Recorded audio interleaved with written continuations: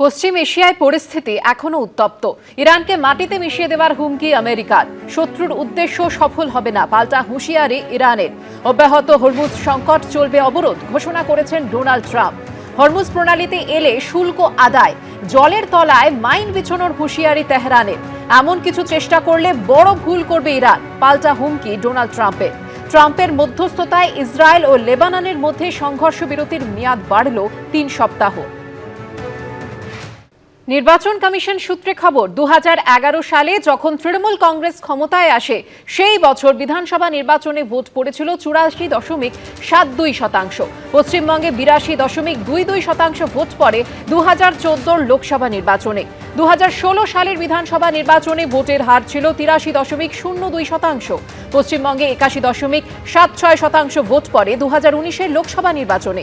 ২০২১ সালের বিধানসভা নির্বাচনে সেই হার ছিল ৮২.৩%। ২০২৪ সালে লোকসভা নির্বাচনে পশ্চিমবঙ্গের ভোটদানের হার ছিল ৭৯.৫৫%-এর বেশি।